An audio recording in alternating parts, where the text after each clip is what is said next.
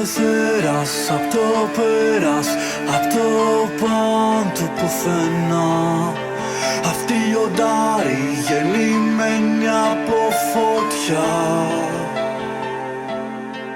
Εκείνος ρέει κι απορρέει και όλο φεύγει μακριά.